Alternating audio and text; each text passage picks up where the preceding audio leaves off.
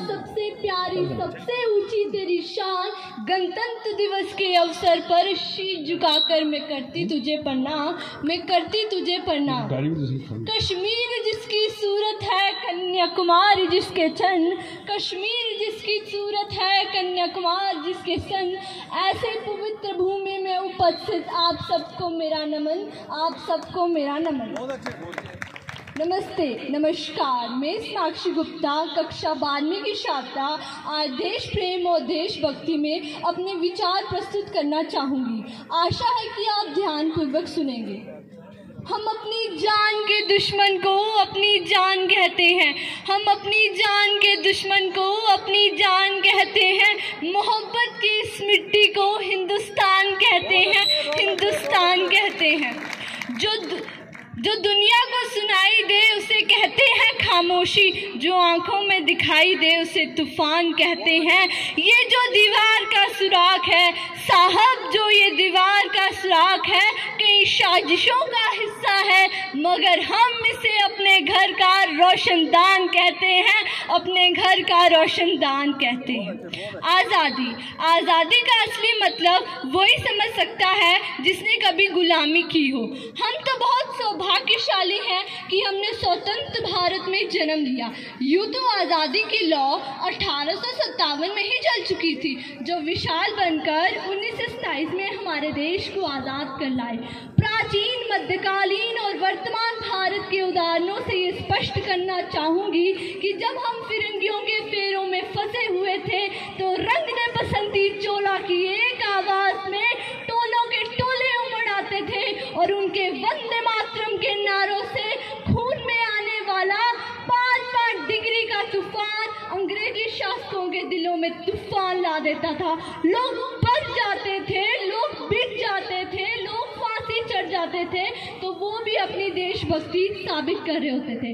उसके बाद 62-65 के युद्धों में अपना सुहाग गवा देने वाली औरत, घर के हालात ऐसे हो जाया करते थे कि प्यार भी भरपूर गया, मांग का सिंदूर गया, प्यार भी भरपूर गया, मांग का सिंदूर गया, छोटे ननिहालों की लंगोटियां चली गई, छोटी छोटी बेटियों की चोटियां चली गई, बाप की कमाई गई, भाई की पढ़ाई गई, ऐसा एक विस्फोट हुआ पता ही चला नहीं, पूरे जिस्म की ही बोटियां चली गई।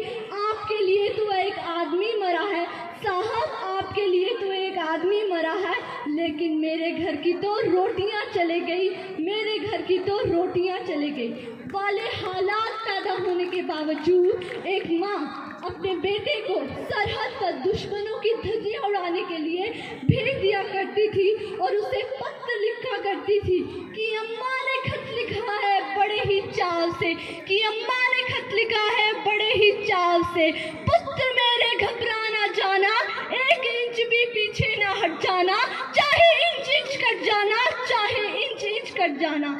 इसी प्रकार पूरा परिवार अपनी देशभक्ति साबित कर रहा होता था।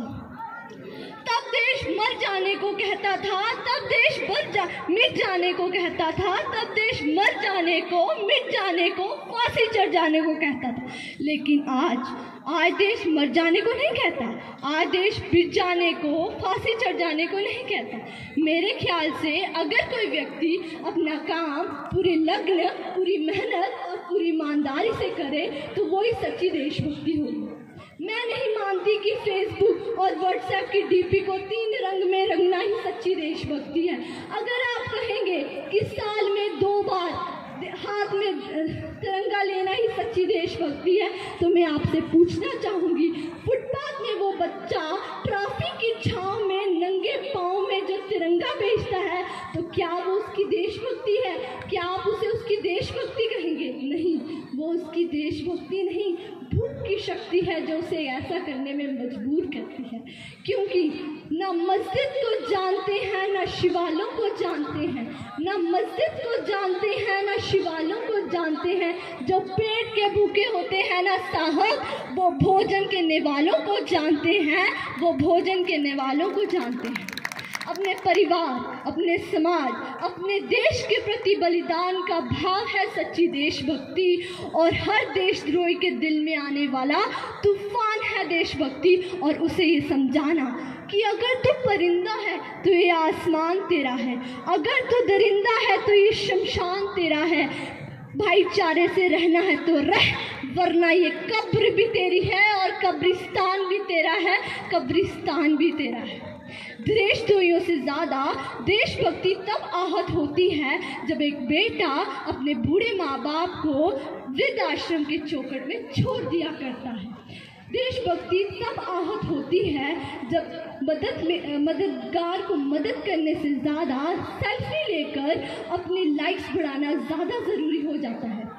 आज के युवा जिन पे देश का निर्माण निर्भर है, वो 4x4 के स्क्रीन में अपने कोमल हाथों से इमोजी शेयर कर रहे हैं। 4 बोतल वोट का काम मेरा रोज का पूरे देश को बर्बाद करके रख लिया है। मजदूर को मजदूर समझो, मजबूर नहीं। मजदूर को मजदूर समझो, मजबूर नहीं। गरीब को काम दो, दान नहीं। अगर दान देना ही है तो रक्त दान दो और मरने के बाद अंग दान दो, ताकि किसी को जीवन दान मिल सके। हमारे देश भारत ने कोरोना काल में 2 नारों को सच कर दिखाया। एक, वासुदेव कुटुंब और आपदा में अवसर।